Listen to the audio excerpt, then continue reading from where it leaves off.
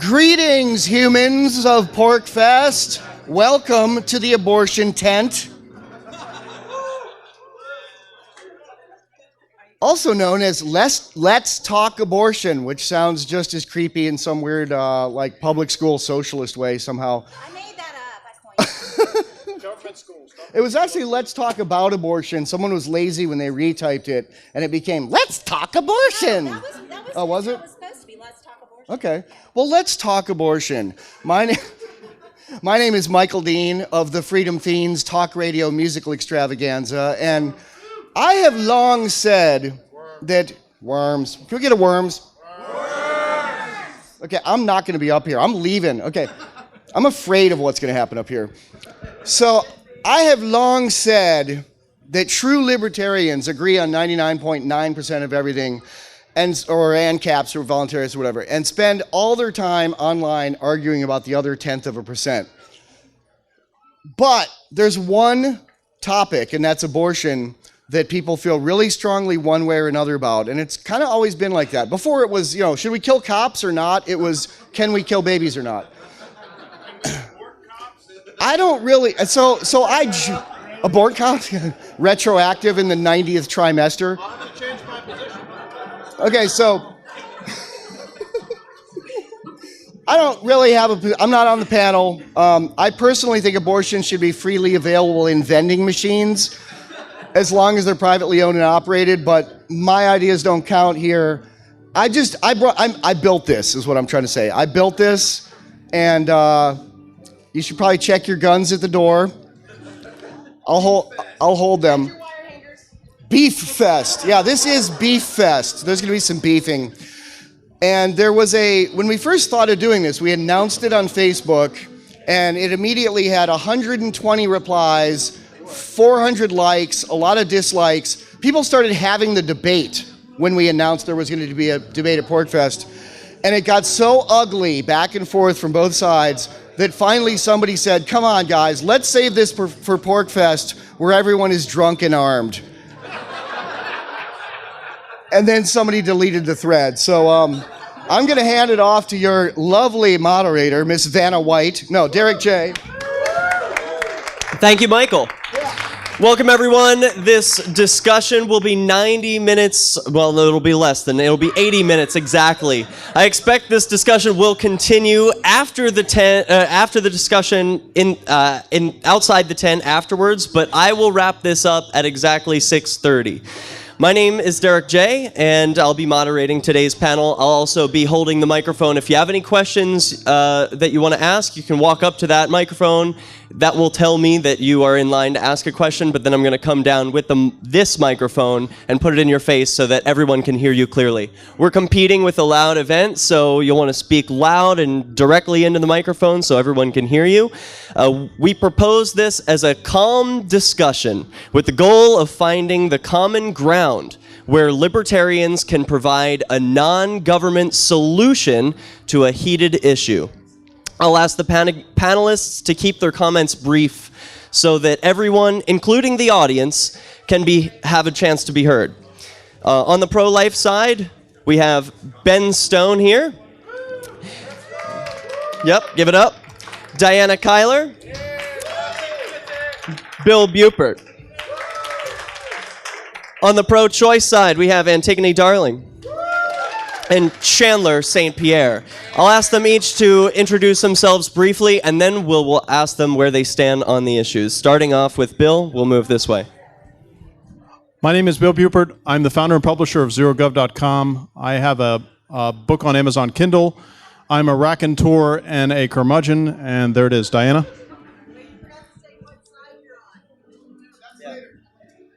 He said, see these wonderful sandals?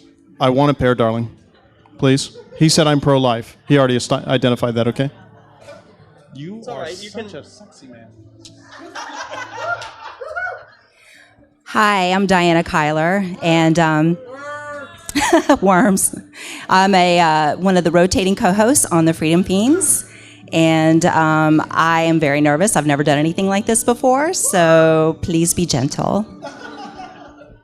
I'm Ben Stone from badquaker.com, and also part-time co-host on Freedom Fiends Radio. We have a staff of millions. I'm Antigone Darling. I have a podcast called Sex, Lies, and Anarchy. We recently started doing it live. You can call in 9 p.m. Eastern Standard Time, Tuesdays. And if anyone knows where William Kostrick is, can you get him here? Because my whole opening spiel is on his computer and I don't have his password, so let's just throw that out there. Indeed. And I was told that I was on the pro-choice side.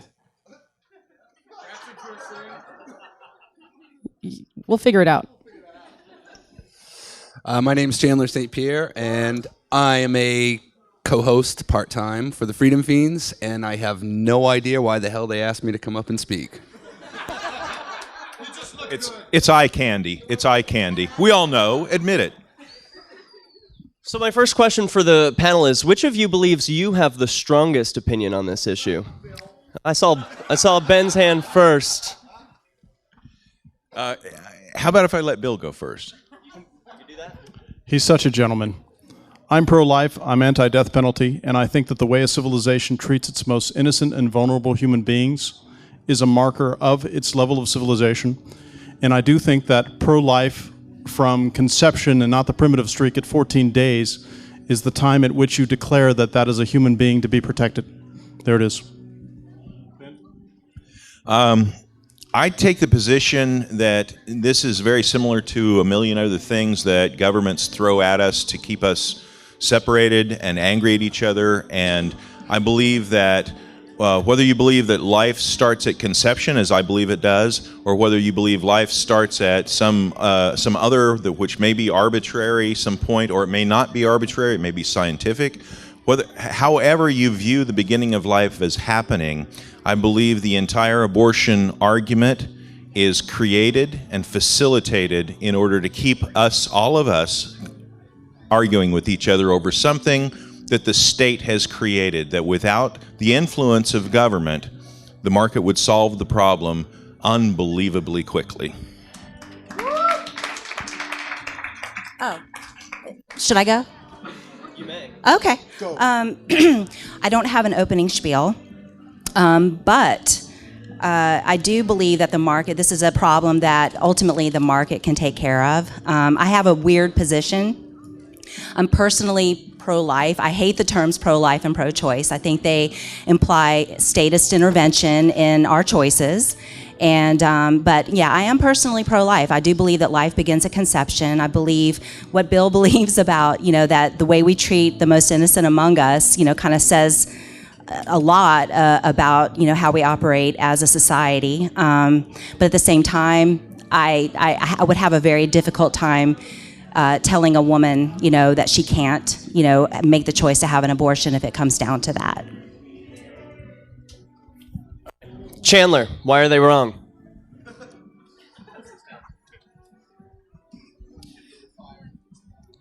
Okay, as a libertarian, I try to balance the non-aggression principle and self-ownership. So my stance on abortion is basically that government should have no say whatsoever in whether it's right or wrong or legal or illegal. It's a tough issue for libertarians, but I believe the issue should be decided by the parties responsible for conception. I take moral considerations, like self-ownership and the non-aggression principle should apply whenever you're deciding this topic. I feel strongly that abortion should not be used as a form of birth control, which I think it can be, especially by younger people who are unprepared. I don't agree with late-term abortions at all. To me, that is murder. Many libertarians tend to argue from the standpoint of when is life viable, when is a fetus aware. And you could debate that and argue that forever. I know a lot of people think that that's like around 20 weeks, 22 weeks. I'm not one to say. I just think that I guess it's a good starting point, but you're never going to decide anything definitively. I tend to be more on the pro-choice side just because I think that people should have a choice in what they do with their bodies. I tend to lean more on the self-ownership side. But you have to take into consideration medical concerns of the mother and the baby. Will the child be born into a family that can care for them, that can raise them right, and hopefully not make them a ward of the state? Will they grow up in a nonviolent environment, a nurturing environment? And also, is adoption an option? Because if you don't want to have a child, you could always put the child up for adoption. So I'm kind of in the middle as far as that goes. Is it spiel time? Okay. At the core of the abortion debate from a libertarian perspective is the question, what is life? It's a very personal question with personal answers. Why is it important to answer this question? Your answer to this question will instruct how you make your own life decisions. The earliest written mention of abortion was a prescription for it found on Egyptian papyri dated to 1500 BCE. Throughout most of history, women were having 2 to 3 children each, much the same as women in the industrialized world with access to contraceptive methods have chosen to have. But in the 19th century in Europe, the average fertile woman was having upwards of 10 children. Many women and children died in the process. What changed? Fledgling states and would-be statists didn't have the notion back then to bother with women. The Greeks were one of the first civilizations to have the luxury of leisure time to just think, the men anyway. Out of the great philosophers came Aristotle, who claimed that ensoulment, it has its own Wikipedia page, occurred at 40 days for male embryos, 90 days for female. He also advocated abortions in order to allow families to limit their size and thrive. Throughout history, women have taken care of each other and passed on knowledge from mother to daughter. Their scope of influence was private life, the home, which, though smaller than the public sphere, very powerful. I would argue that motherhood is the most influential position one could have. Whether or not one was to become a mother was a personal decision and one that would occur over the life of a woman. Contraception, abortion, the flu were all causes to seek out a midwife because only the ruling class had access to licensed physicians, which were, of course, educated in state universities. These doctors would advocate prayer and deemed the midwives witches because healing people was interfering with God's will. In this case, it was interfering with the church's need for more souls to save and the state's need for more soldiers and taxpayers. In the 14th century, Europe endured a little ice age and the Black Death. After the publishing of The Witch's Hammer, which was a manual of how to identify and how to terminate these women, the population was such that 275 out of every 1,000 people on the planet were European. The stage was set for the colonization of the rest of the world, a problem we're still dealing with today. 1 out of every 8 pregnancies ends in abortion without any medical assistance. It's pretty easy to accidentally end a pregnancy with eating the wrong foods, a hot air balloon ride, etc. So if it's easy to abort accidentally, it's also easy to accidentally abort on purpose. If one thinks that it is of ultimate importance to save embryos from this end, you would have to check women every 28 days to assure that she was bleeding on time. Of course, with irregular periods, women with irregular periods would always be under suspicion. Furthermore, a couple trying to add to their family and failing would have to deal with a state investigation in addition to their grief. Basically, you'd be creating the Department of Menstruation. I'm not saying that it's a good thing. No one calls themselves pro-abortion, and I don't think I've never heard anyone advocate late-term abortion. But I am saying that it has been a politicized issue, and it's an issue of control, not of morality. My anti-choice buddy said he wants to live in a culture that values life. So do I. I also want to live in a world of 100% wanted children.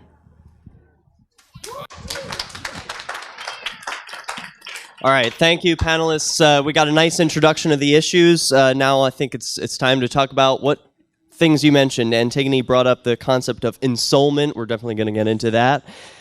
Chandler also said that it should be the parents' right to decide. Antigone saying that she wants a world of all wanted children. But I want to turn back to the man who kicked it off, Bill, and ask about that concept of ensoulment and more libertarian question. What authority do you have to intervene to protect the life of another? I'm going to answer the last question you just asked last. And now that we're in Q&A section, I want to ask you to each keep your comments less than 3 minutes. I'll be timing you. Can you start the timer, please? Thank you. So my feeling on this is that I think that ensoulment is like angels dancing on the head of a pen. And I will not really want to debate that because I think it misses the mark. It misses the mark for this very reason. A good friend of mine, I used to be pro-death, now I find myself to be pro-life. One of the most compelling arguments I ever heard for that position was a friend of mine, David Warner, said, you know, we don't have a scientific consensus on the primitive streak at 14 days, 3 months, 4 months, conception, whatever the case may be. But in this case, what we must do, what we are morally and virtuously compelled to do, is to err on the side of caution, which is why I think if 10 years hence, 10 months hence to 100 years hence, we discover that it was conception or it was the primitive streak or it was the 30-day mark, have we missed the mark morally by condemning all of these potential lives to death because we established an arbitrary marker in time to say that this is when that child is a human being?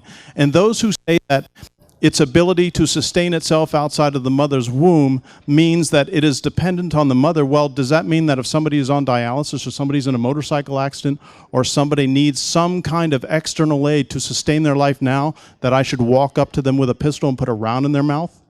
Probably not. I think most people would disagree with that. As far as aggression is concerned, I agree with the non-aggression principle. What would I do in a lib-par society, as Michael would ask us to do? I would shun. I would not want to associate. I would do everything I possibly could to make sure that adoption takes place, but I would never, ever use a means whereby I would threaten another person's life because of their decision on what they want to do with a baby. But I would certainly lecture them with scorn. There it is. Terrific. Now, Diana, you were talking about market solutions for abortion. Can you talk a little bit about what you might envision in a lib-par society, what those market solutions might be? I think that because of the government, you know, that adoption has become a very, very hard thing to do with a lot of people. And I would argue that there's a lot of bugs up here. Like, I know. Wait. They're not doing anything. Sorry, I was just. Hindu. But wait, Hindus have nuclear weapons. Okay. Yeah. Did you want this? No, thank you. Market solutions. Okay, I got a little distracted there. I think that the government has caused a lot of issues with the freedom to adopt. I think that, and I have no moral code or whatever that would tell me that it wouldn't be okay for a woman who did not want her child to sell her baby. I mean, I think that there's, I completely agree with that. I think there are a lot of parents out there who, and I would go by personal experience. I've had one child. I wanted another child after that and was unable to have one and considered adoption, but due to the cost of it, it was kind of it was completely out of the question for me. And the cost of it has increased so much because of the state.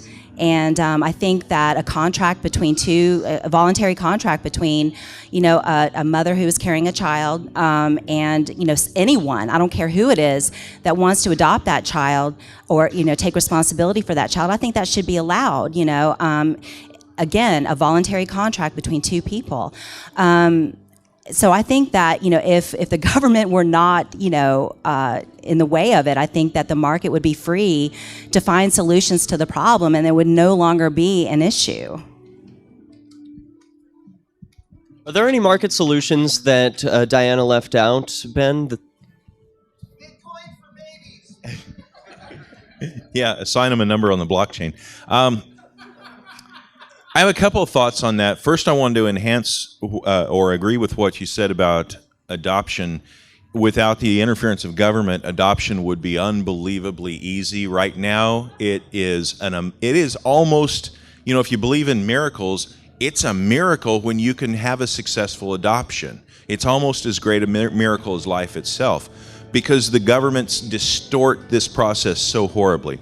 But not everybody's going to want to do that. I mean, not every woman is going to want to take 9 months out of her life and risk her life for somebody else, even for cash. She may not want to do that. And I would agree with Bill that I would never initiate aggression on a woman in a situation like that. However, what we're actually talking about, whether life, I said I believe life began at conception. And I believe that because of what Bill said also, that since I don't know, I have to default to the safest position. Now, what is let's just take the moment of conception. What we actually have is a single cell. It multiplies very quickly, but it is at that moment a single cell.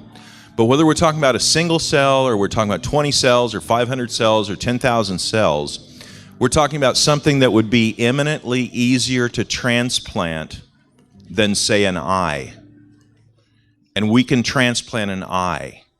There is no, I would argue, thank you, I would argue there is absolutely no medical reason why within a very short period of time, whatever you want to call it, a baby, a fetus, an embryo, a zygote, at almost any stage, if there was a market incentive, a transplant would be, within a very short period of time, unbelievably simple. If they can transplant something as complex as an eye, or the cornea of the eye, or reconnect nerves on something like a thumb, or any of the other things that they can do, heart, lung transplant, kidney transplant, all these things can be done with today's modern medicine. It would be unbelievably simple. And so if you have a woman who doesn't want to be pregnant or didn't intend to be pregnant, and she could make $100,000 by going down and having a 15-minute operation to remove that newly formed thing, whatever you're comfortable calling it, why wouldn't she sell it for $100,000 and go through the 15-minute procedure? The reason she won't is because we have a government that says you can't even do research in that area.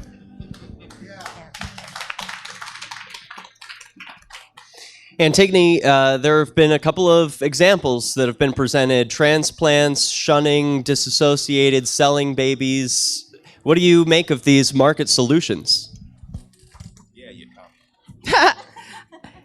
I don't think this is going to end up being much of a debate because we're all going to be pro-market solutions to these things. However, with my opening spiel, the reason I brought up the history of this is because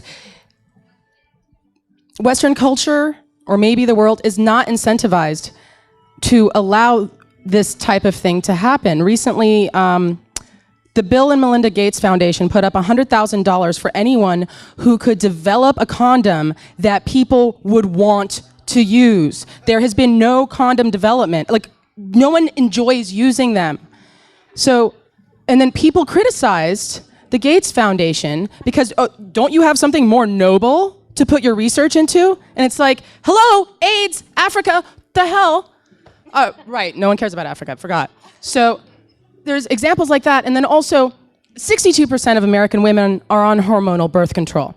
And, you know, it was great that when women were able to do that and take care of themselves rather than counting on the man to put on a condom and whatever. But this affects your brain. This affects how you work. Women in this country are highly medicated, and I'm not even getting into the whole big pharma thing. So yay. In Europe, women can get a non-hormonal IUD. Not here. And people have said, oh, there's the copper IUD. Those are horrible. I've heard horrible experiences. The FDA is not allowing the non-hormonal IUD in America. So yes, there are solutions, but my point is that they don't want us to be able to control our reproduction because it is related to pleasure, and when the state limits pleasure, the state has power.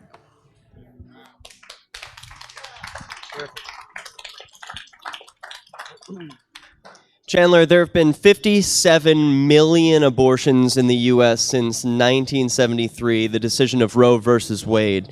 Do you believe that number would be higher or lower if the state were not in the way of abortions at all? I couldn't even begin to speculate, honestly, but whenever the state gets involved in personal decisions, everything goes awry. So again, I come back to it should be a choice between two individuals. And I think one of the things people don't consider is personal responsibility when they engage in sex. If they did, they may not be faced with the option of having to make this choice of whether or not they have an abortion. So, yeah. Well, that doesn't answer the question. It does call for some speculation, but do you believe it would be higher or lower? I believe it would be higher, I guess.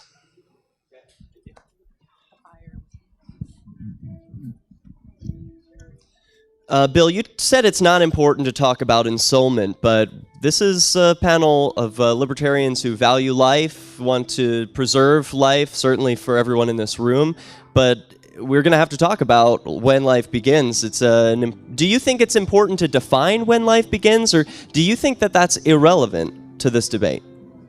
Well, first of all, stop oppressing me. And if you want men to use a condom, put a woman on the other end of it. So we've solved that problem.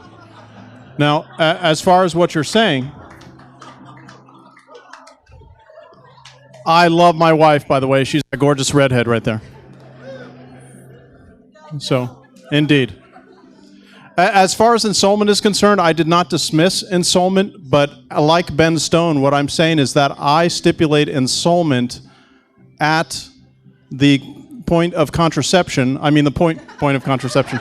At the point of, take out a syllable. At the point of conception, because I feel that being pro-life should go across the board for us as abolitionists, anarchists, and libertarians.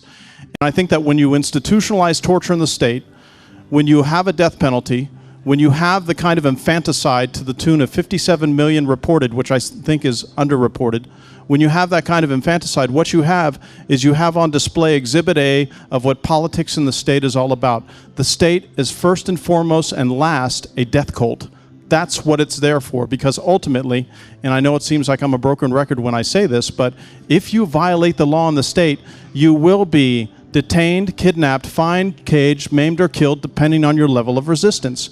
And we have to fight as the pro-life forces. And that's why when I stipulate ensoulment, I'm saying it's a conception, because I don't really have the answer. Like I said, is it primitive streak? Is it 3 months? Is it 8 months? I don't have the answer, but I want to err on the side of safety for the most innocent and vulnerable people in society. Thank you. Anyone else have something brief on that topic of when life begins? Is it even important to make that distinction? I mean, I do believe that you have a genetically complete human being at the time the sperm meets the egg. Definitely arguments can be made that, it's not a sentient being at that point. And really, I mean, I think that, by the time a woman knows she's pregnant, that at least in my experience anyway, that, there's already a beating heart. Some people would consider, I do consider it life. Now, whether or not it has a cortex or anything like that, I don't have the science behind that. I personally think it's kind of irrelevant in terms of ensoulment. I think that, if we get into, talking about ensoulment, then we kind of get into a little bit of a religious argument. And I definitely want to avoid that. I've read a few things by atheists that were also pro-life, and they pretty much had very similar arguments to what's already been heard here. So that's pretty much all I've got on that. Thank you. Ben, Antigone, Chandler, is it important to define when life begins? Is that relevant to this conversation?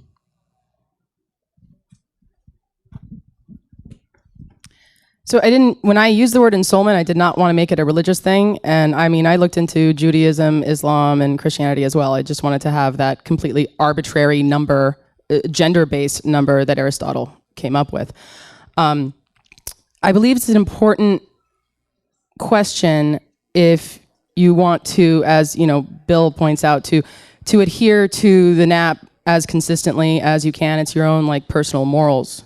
So for people to just have a stance on it and be consistent and be mentally healthy, because I want to be consistent, so I think about things. So in that way, it's important. But no one here is going to tie women down for 9 months to make sure that they have the baby, etc. So But one of my issues too around this topic is that, like with adoption or whatever, people assume that, oh, it's just inconvenient for her at this time. Oh, she's just renting out her body for 9 months. Your body is never the same again. I am not a breeder. That's not going to happen. I don't, like, that's just not part of my identity. It's just not something I'm going to do ever. So it's not like it's just inconvenient. And, you know, I'm pretty resentful that the state exists for many, many reasons, but I should be able to take care of that in a non-obtrusive way. And technology is happening. Someone just told me about a way to stop your reproductive ability that does not entail cutting into you. So, good news, I love technology. So I think it is important to define that because it helps you make a personal decision. But the thing that really bothers me is the state uses that argument to divide people. And they create voter blocks. When you look at politics, what's one of the biggest issues that divide people? They're single issues, and one of them is abortion. And they will vote for said candidate because he is pro-life or he is pro-choice. This person could do 100 other horrible things, but because of that one position, they'll lend him his support. So, to me, it's more of a mechanism of control.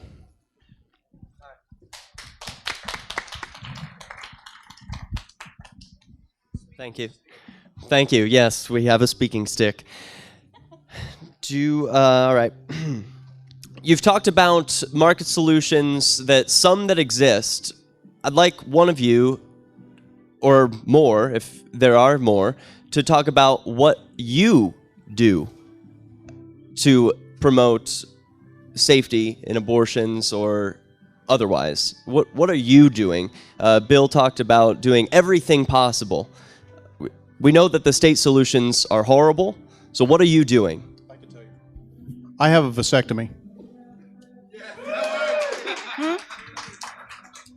Personally, at this point in time, I am not doing anything. You know, I've thought a lot about you know, how there are pregnancy centers that, you know, are very faith-based.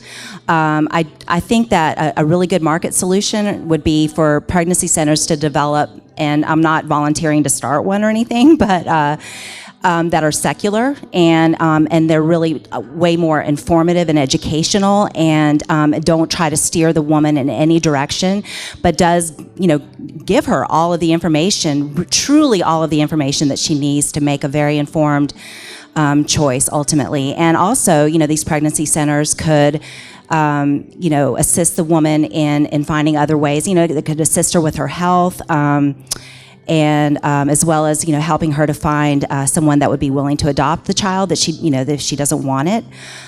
Could help her find safe solutions to abortion if that's what she chooses to do.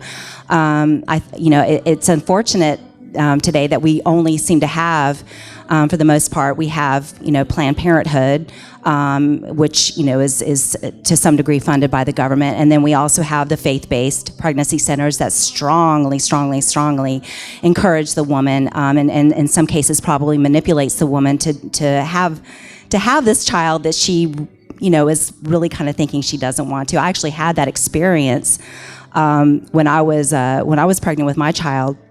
I wasn't sure what I was going to do, and I ended up going to one of these pregnancy centers unknowingly. I did not know, you know, that they were, you know, a religious organization, and they proceeded to show me all these horrible videos and stuff like that, and I mean, it's just, I can't even imagine if I don't know. It's a very, very hard position to be in, and I agree with Antigone in terms of, it's not just a 9-month inconvenience. I carried a child to term. It is very difficult. I think that the woman would have to be strongly incentivized if she really did not want to have this child to do this. I don't know, did I answer the question? Yes. Okay, good. Yes.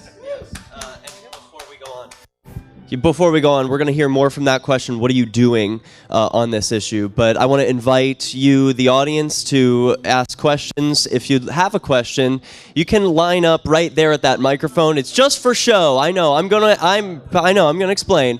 That microphone doesn't work. It's just for show. There's more room over there. So you're lining up so that I know that you have a question. I will then call upon you, and you will ask your question to the panel with this microphone, which I will hold right up in your mouth because we need to be able to hear that. All right, so Antigone, what are you doing? Well, sex is in the title of my show, so it's not a foreign topic to me. And also, I just want to say, support your local midwife, because pregnancy is a really scary thing. For anyone interested in this topic, I would highly recommend probably the best thing that Ricky Lake has ever done and will ever do, a documentary called, well, I'm not a fan of her talk show, sorry. The Business, okay, fine. But The Business of Being Born gets into the difference between, state-sanctioned American birth and a pregnancy center midwife type of birth, and it's a lot less scary too, and you can make all the decisions about your body with your midwife and work with her rather than having, we've all seen these doctors, right? They don't even look up from their clipboards and just put you on drugs. So advocating for midwifery, I guess, would be what I do. So I never really wanted to have kids when I was younger, but I was blessed to have a daughter. She's sitting out there. I've been a single dad pretty much most of her life. And again, I come back to the responsibility thing. So what am I doing? It's quite simple to me. It's either you don't have sex, or if you're going to have sex and you don't want to have children, both partners need to practice safe sex. It's pretty cut and dry, so yeah.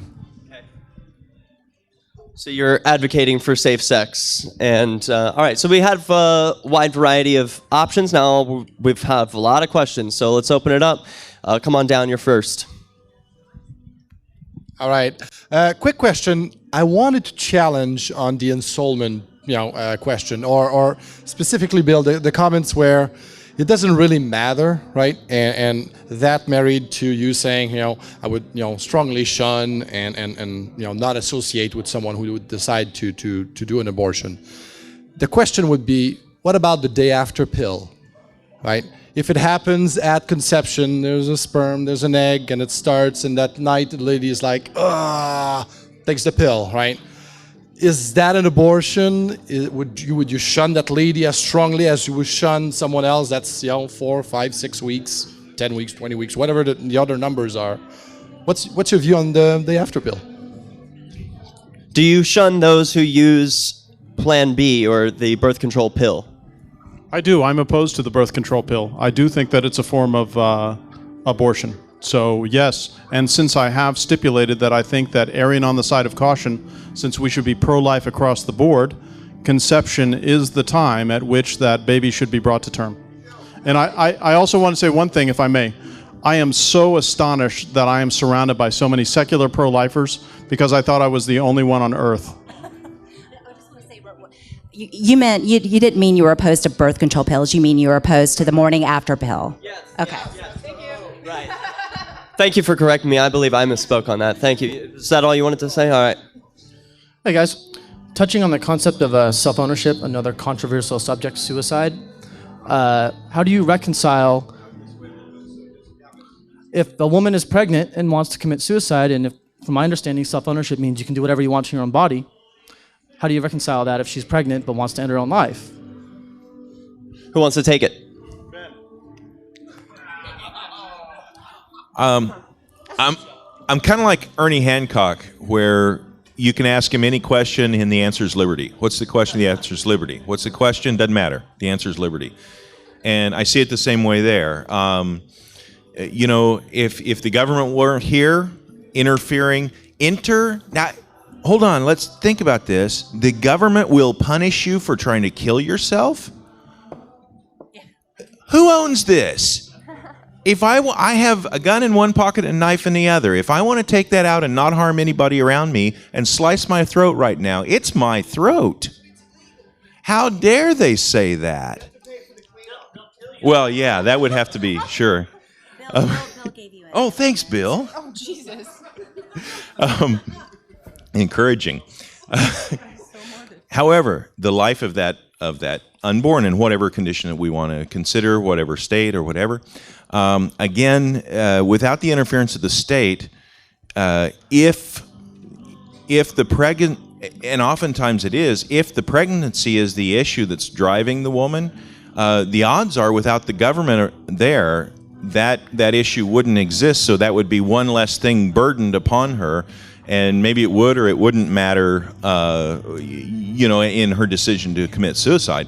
On the other hand, if she could, in her final moments or before she actually commits suicide, if she could go into a clinic for free and donate the embryo in whatever state that it's in, or zygote or whatever, if she could go in and donate that, then maybe when she took her life, she could feel a little bit better about it, and say, okay, I have to do this for me, and I'm not supporting people who commit suicide. I'm not encouraging people to commit suicide. But on the other hand, I have to be honest. If I were dying of a serious disease and I knew it were the case, and I knew that I had the choice of suffering horribly and probably dying or just dying now, I'm going to figure out a way to die now, and I don't think anybody has the right to stop me. But if I found out I was pregnant and I could just give some other person the opportunity to have some joy that I'm not going to have, then I would go into the clinic and donate that and let it go into some kind of a pool where maybe there could be an auction, and the problem would be solved to me. I have a comment to make to anyone who wants to answer this. I've given birth twice. Both my sons are walking around here at PorcFest. Neither one of them was conceived in an ideal situation, let's put it that way. Yes, I'm a woman and I have ownership of my body, but I think what people are forgetting is that little baby is not me. That is its own sovereign, and I've been to all these talks about how we're all sovereign. And I'm just wondering how you think about that, because no matter what stage it's at in its development, it's its own individual. And might does not make right. And just because I'm a woman and I have ownership of my body, that doesn't, as far as I'm concerned, does not give me the right to kill someone else.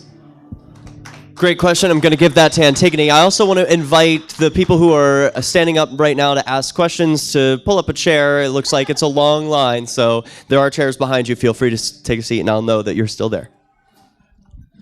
Well, basically, we're just going to disagree on what an individual is, because I don't think a couple of cells is an individual. I want the technology to exist so that this isn't even a thing.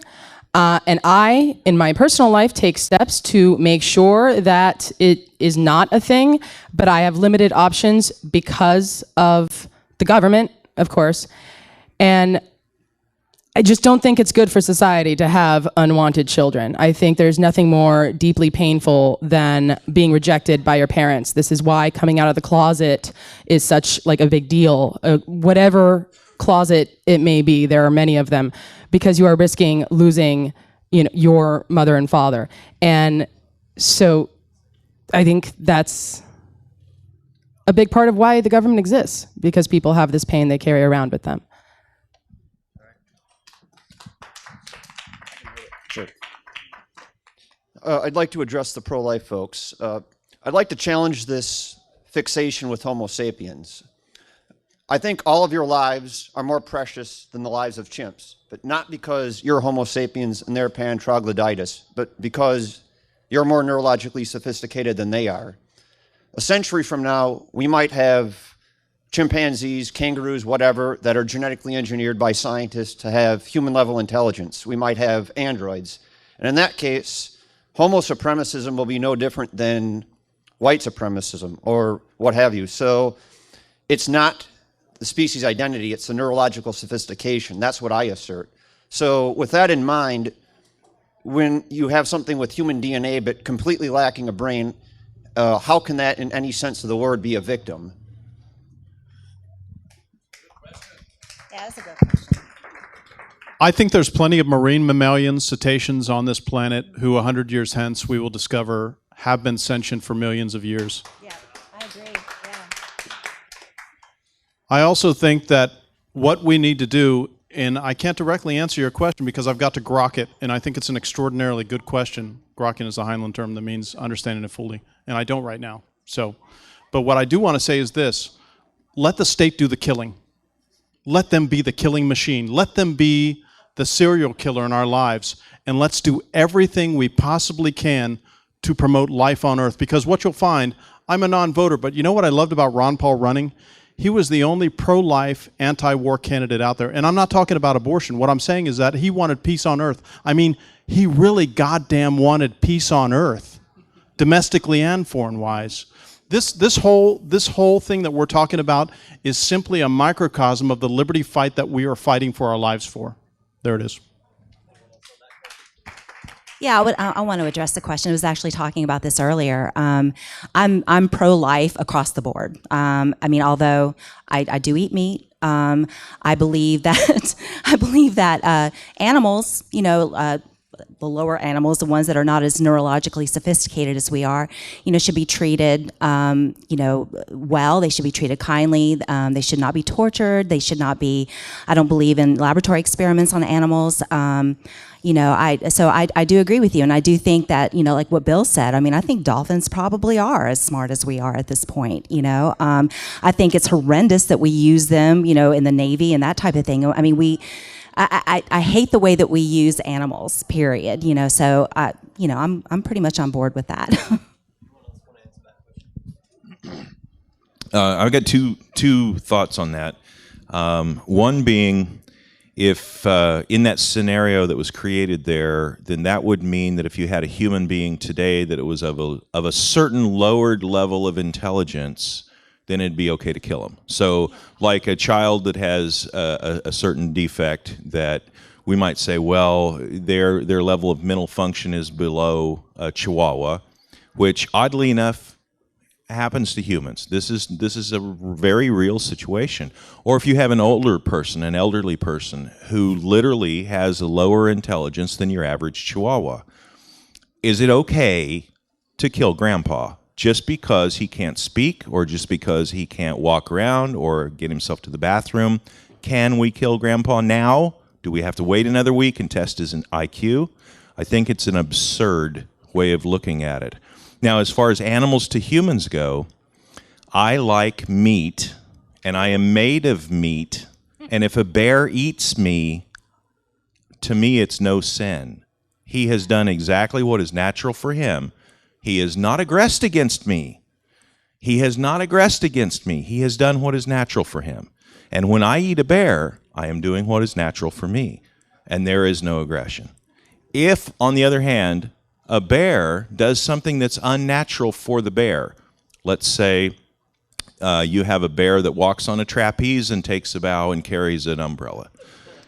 If you've made the bear to do that, I believe that you've made a bear to do something that's unnatural for him. So I think you've aggressed upon the bear. But it's perfectly okay to eat the bear. How is that for strange? But no, honestly, I really think that other species, compared to humans, each species has natural law within its species. And as long as that species obeys the natural law that is unique to it, it will continue to thrive, it will continue to evolve, and it will continue to go on Earth or wherever it might be.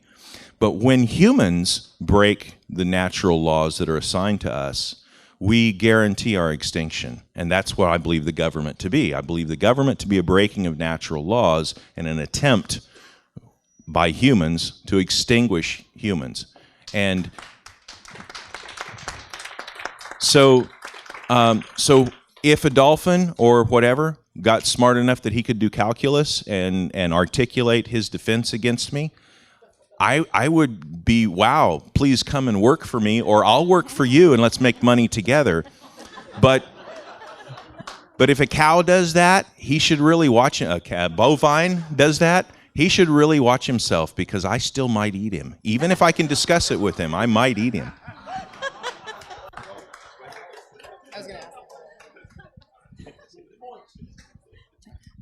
I'm really nervous, so please bear with me. I wanted to comment on the market solution of embryonic transplants.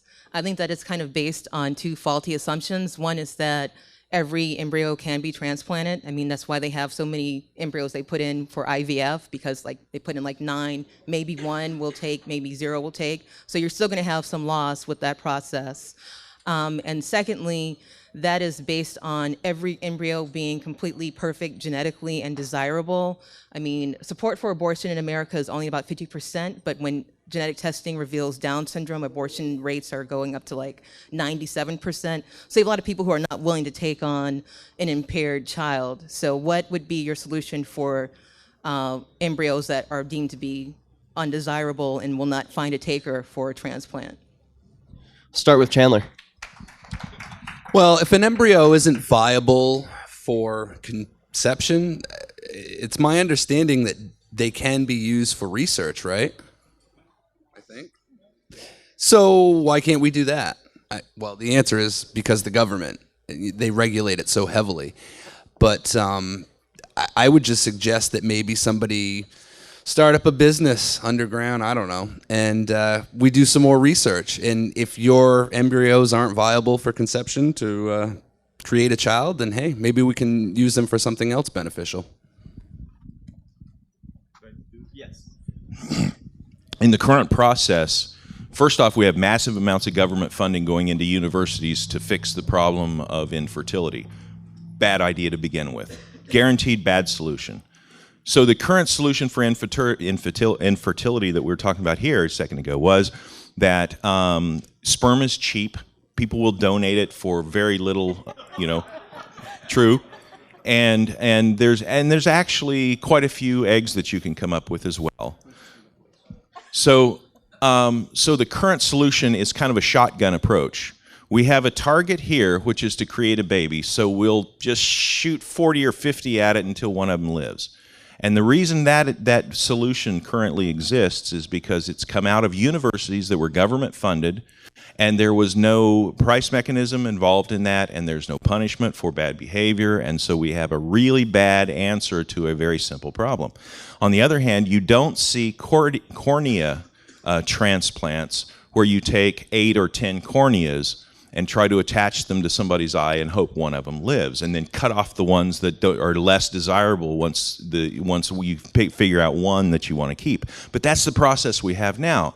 In the fertility clinics, they either pump somebody full of fertility drugs, who thought of that?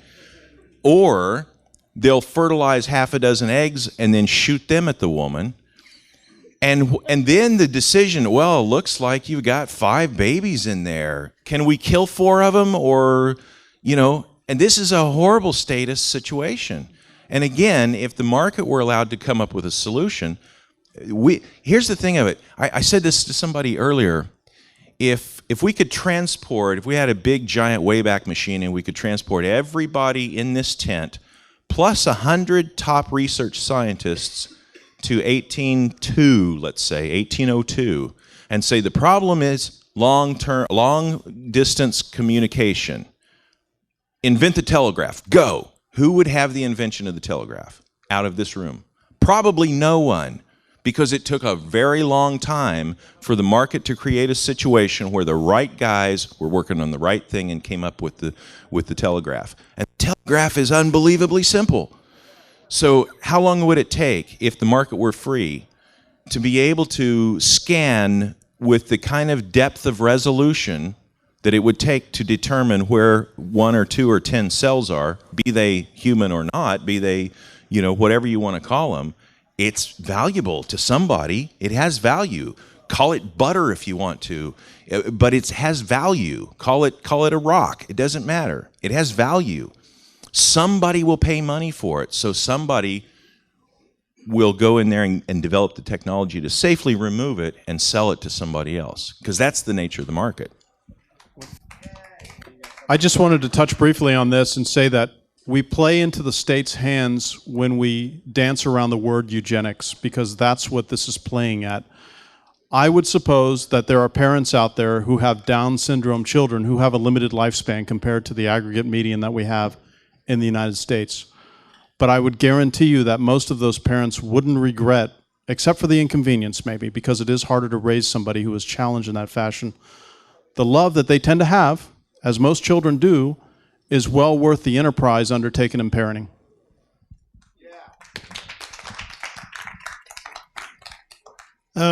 I I agree with the point that pro-life, pro-choice, those are terrible terms, should not be used. The argument should not be framed in that way. But even when it is framed in that way or not framed in that way, it all comes down to we're talking about people who are victims of circumstance, be it the child. The child can't make a choice, it can't choose, it can't do anything about it. How dare you kill it? Or the mother who perhaps, and I hate to even bring up the extreme cases because they're ridiculous, but she got raped, and so she, why should she have to put up with this burden? Okay, so you have victims of circumstance. What I don't understand is how anyone can, with victims of circumstance, how does that not apply to the person who perhaps is pointing a gun at you and wanting money because they're hungry or their family's hungry? How can we support killing anybody when everyone in reality is very much a victim of circumstance? And so I'm a little confused as to where people are very much, no abortions, but yeah, well, that guy stole something, he's dead. I'm going to kill him myself. Or whatever the case may be. I agree, and I'm just curious on your thoughts on that. I think if you're going to cherish life so much, how can you take anyone's? Do you have a particular panelist that question's directed towards? All right, Diana. Oh, wow, okay.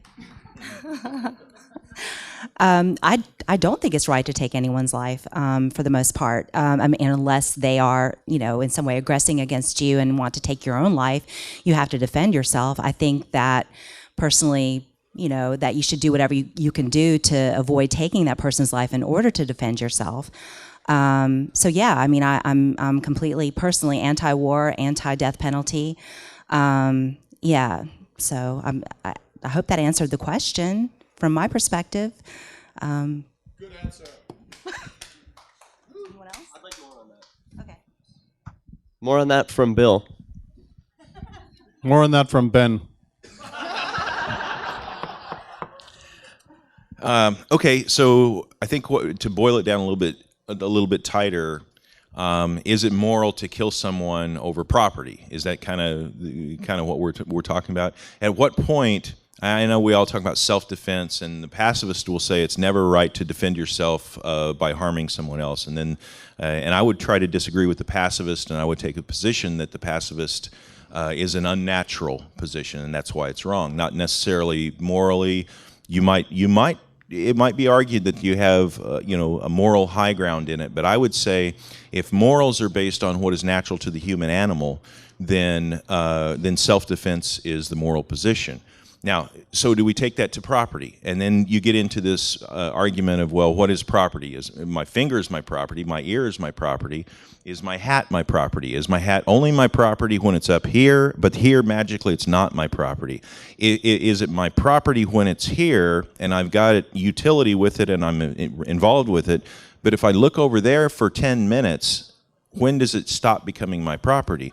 And you get into this thing. It's angels on the head of a pin. So the real question is, and this goes back to something that was real popular about 6 months ago. Do you kill someone because they stole a paperclip from you? And I think in a perfect libertarian utopia, you would have arguably the right to kill someone for aggressing upon my hat with their finger against my will. But anybody who did that would be considered such a jackass that they'd never be able to buy a piece of food, or I think there would be mechanisms within society that would not just shun, but would put that person into a position where they'd never be able to function in society, and they could go live under an overpass somewhere and live the rest of their life guarding their hat, and but I really think that kind of things are taken care of, whether we're talking about the paperclip. She looks better on it, so what do I do? Okay. Oh, thanks, Bill. This is a wonderful knife. Now I own it. But yeah, so I think a lot of these things would be settled community by community, and there would be certain community standards. And I hate to sound Hoppian with this, but there would be, I think, in a libertarian paradise, there would be communities where they would say, you're not physically living up to our standards, therefore we take you outside of town and kill you. And that would be horrible, but I think there would be communities like that. And it would be up to a person like me to say, that's fine, I will never visit your community or trade with you or deal with you in any way. But I think there will also be communities where that kind of thing is not tolerated and where people take action to stop it and everything in between. I really think at some point in time, some form of tribalism will fix that problem. Very good. Next question. I can hold the mic. Actually, I really want to touch on something that was asked earlier about Plan B versus the birth control pill. I run a website called goingoffthepill.org, so I'm pretty well versed in this, where I encourage women to seek other contraceptive methods because the pill is horrific. So in terms of abortion, many people may be surprised by this, but Plan B is actually less of an abortion than the potential of abortion with the birth control pill, because when you take the birth control pill, you have an inhospitable environment through 3 different methods within you, and one of them is the thinning of the uterine wall where the implantation happens. So implantation can potentially happen, but then your wall is so thin that your baby is aborted by your body, but influenced by these contraceptives. But Plan B actually just sheds your uterine wall before implantation can even occur. So I just thought I'd just make that distinction because it's quite interesting and surprising to most. But my question is, I think there's been a huge deterioration in the value of life in most countries and in America as well. And people have a nonchalant attitude when it comes to abortion, and that is the main issue because people don't even think about it. They choose a side, pro-life, pro-choice, and why do you think that happened? Obviously the state, I'm sure you would say. What do you think about radical feminism's influence on this? And how the heck do we move past it? How do we have a moral renaissance where we, again, value human life? Wow, a lot of great questions there. Who wants it first? I'd like to address that. There are radical feminists out there who make a lot of sense from the individualist perspective, like Wendy McElroy, who speaks to these issues with much more intelligence and alacrity than I could in this short period of time. I also think that what we have here is we have a former USSR in which the per capita female population had 6 to 8 abortions per. Imagine that, 6 to 8 abortions per. Obviously, I'm not a woman, but I do have 5 children.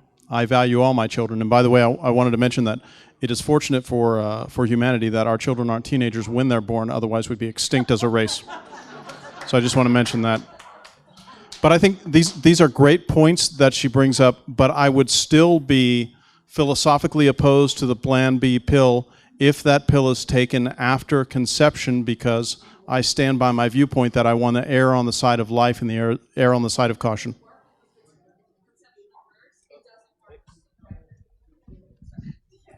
Sorry.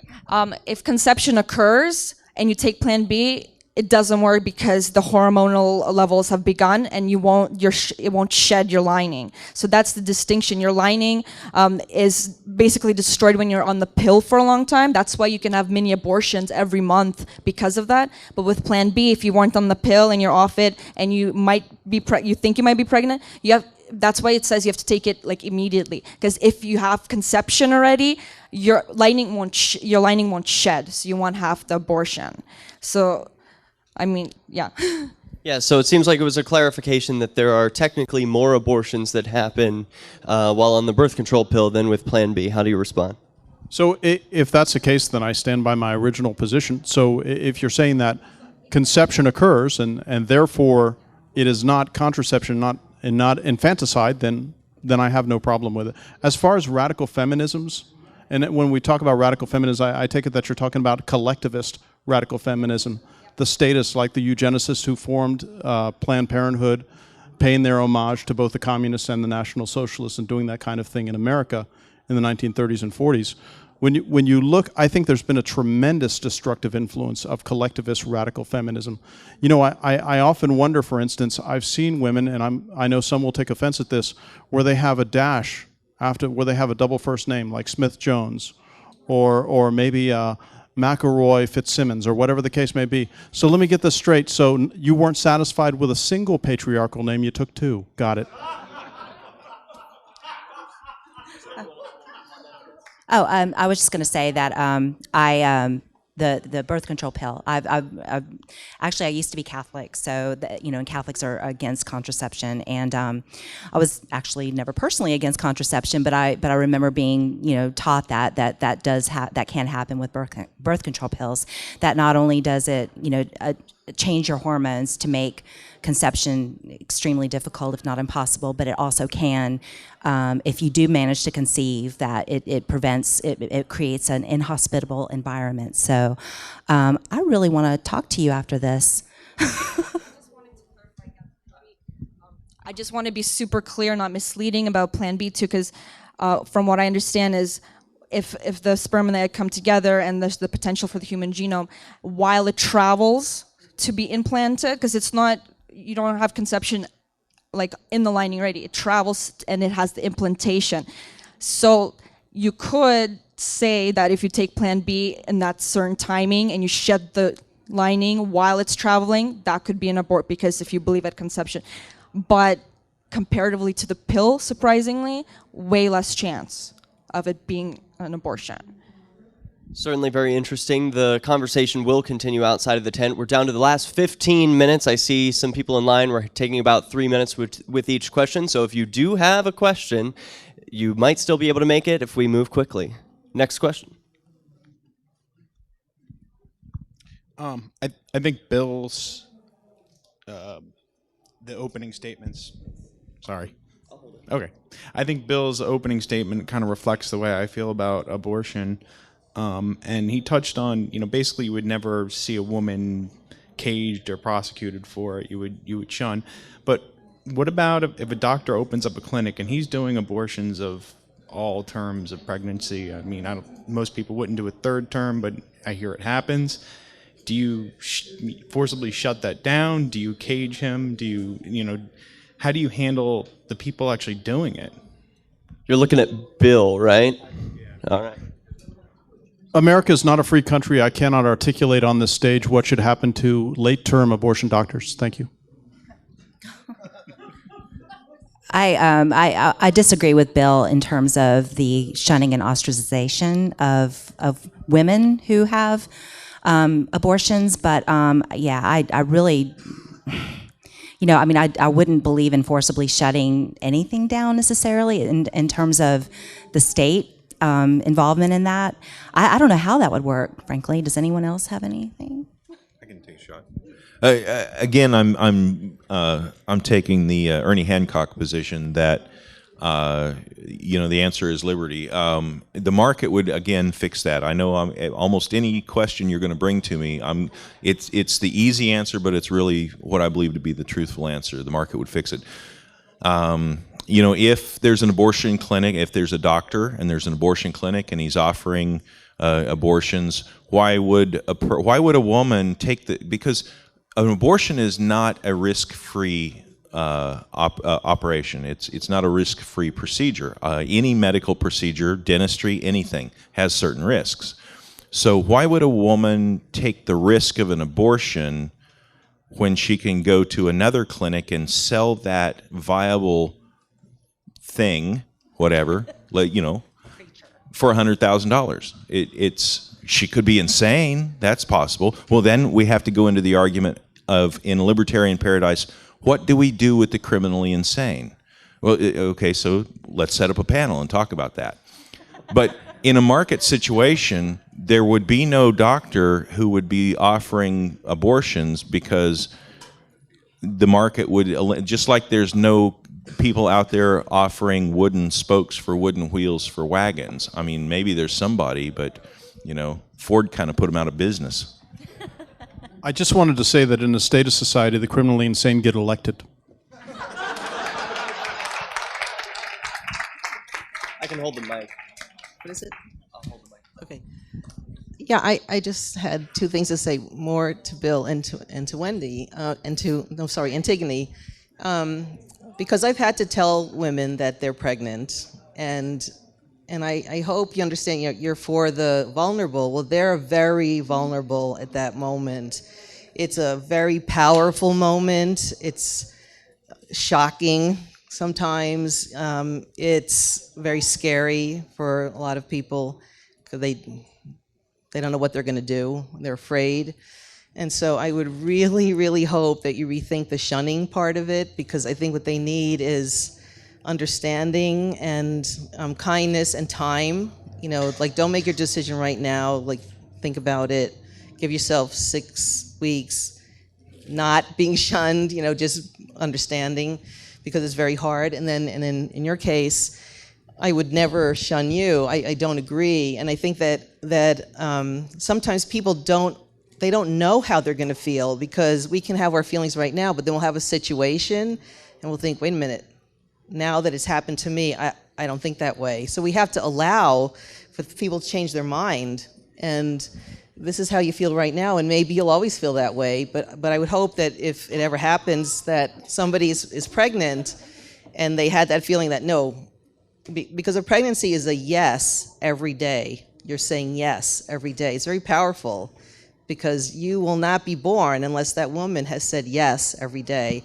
And so I just hope you would think carefully before you make a decision, but I would never shun you. How do you respond to that criticism about shunning, Bill?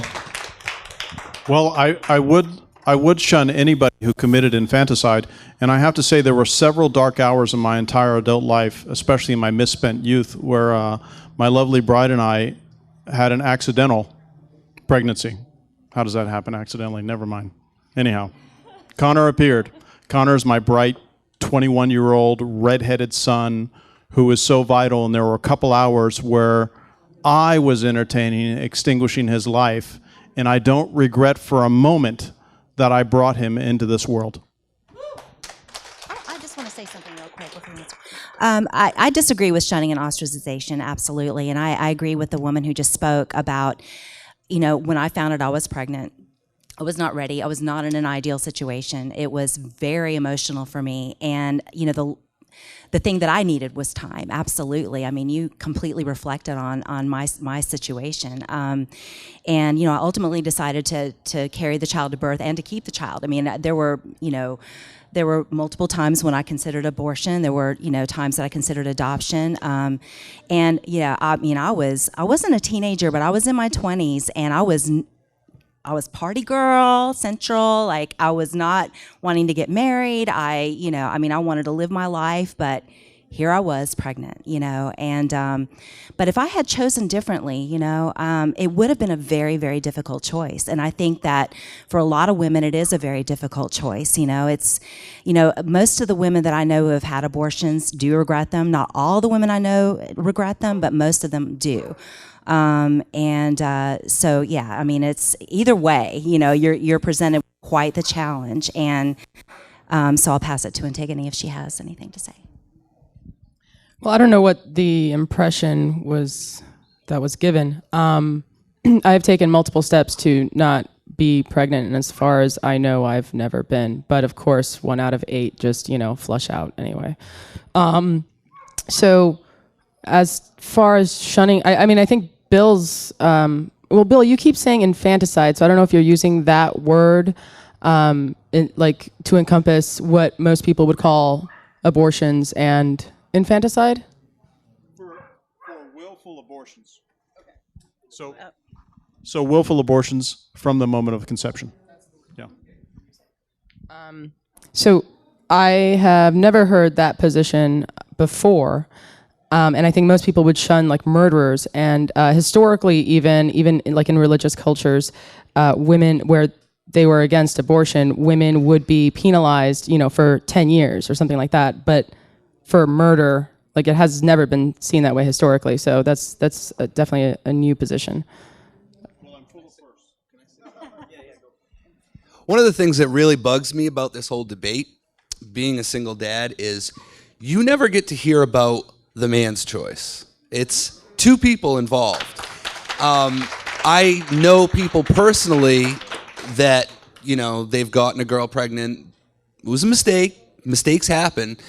The woman didn't want to have the child, and the man did. Where is the man's rights in all this?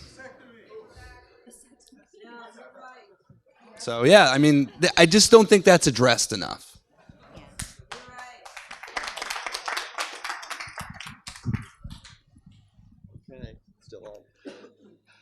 One of the things I'd like to kind of make people think about, that why this is such a contentious issue, is that along with fiat money, which gave us the unlimited bottomless pit of funds to pay for things, over the last century we've gotten kind of a fiat emotion, where we have this bottomless amount of emotional resources for every issue.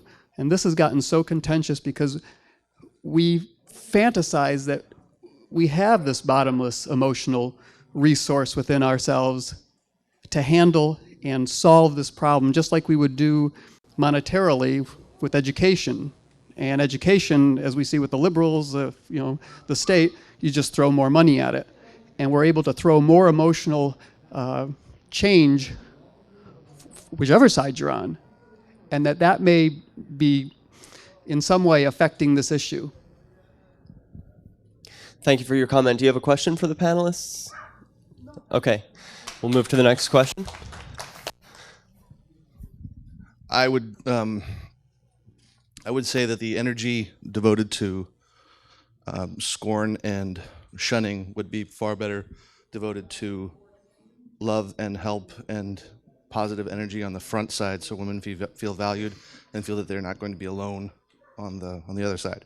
But my question is, and that's just a little emotional for me, my question is about post-abortion stress syndrome, if any of you have any strong feelings on that. Can you repeat the post-abortion stress syndrome? Post-abortion stress syndrome. Anyone? Guilt syndrome. I don't know what that is either. Does anyone have a comment or a question? Let's give it some time. Just to kind of explain, as I understand it, there are two ways of looking at that particular syndrome. One argument is that it's based on stereotypes and it's based on stigmas that are placed on by society and government and church and so forth.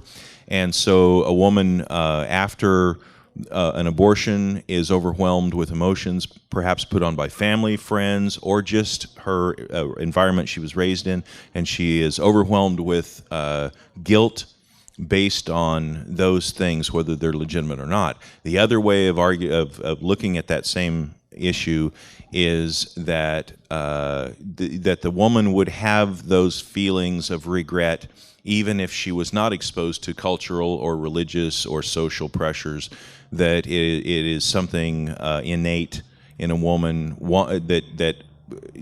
that she is wanting to be a mother deep down inside through the desires to reproduce that all mammals have, and that she's feeling regret that she's not able to do that thing that perhaps part of her is urging, constantly. All human beings constantly urge to reproduce, and so she's feeling the effects of a natural result of having stopped that process. I can't address which way that is, because you would have to have a controlled situation with testing to find out, well, these children were raised without any of these societal or social or religious influences, and these children were raised within a church or within a society that hates abortion or whatever. And then you'd have to have it controlled, and you'd have to do, and that's the only way you could really deal with the question of that logically. But it is a very real thing. There are women who get an abortion and then go through a horrible emotional roller coaster, sometimes lasting for years. But so I don't have an answer. I just wanted to define what the problem was. I wanted to say something real quick. I haven't had an elective abortion, but I have had a miscarriage, and and it was at 7 weeks, and the sense of grief for me at the time was to the extent that, this baby was real to me. This was going to be my baby, and so I would imagine that it, to some degree, the post-abortion stress syndrome could be similar to that. And that was actually my turning point to becoming pro-life, because it was like, how could I mourn this clump of cells, but this clump of cells to me was a baby. And ready? Okay, down to the last 3 minutes. We're going to go through these last two questions quickly, and then we're going to wrap up. Many people talk about how they're very pro-life except for cases of rape or the danger to the mother's life. I was wondering if anybody could address that. I mean, maybe mainly Bill and Ben.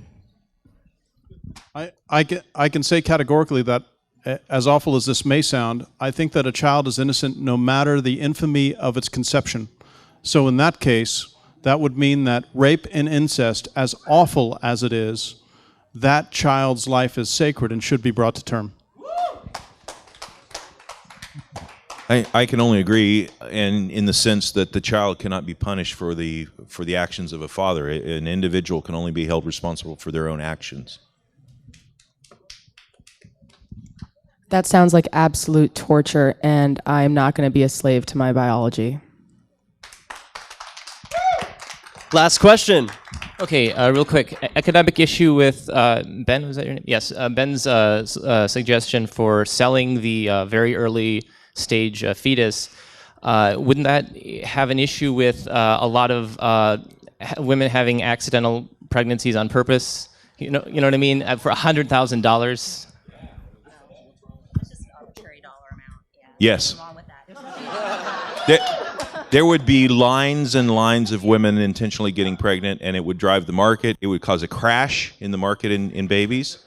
And then there would be an abundance of women wanting, because first off, because then babies would be super cheap and they'd be everywhere.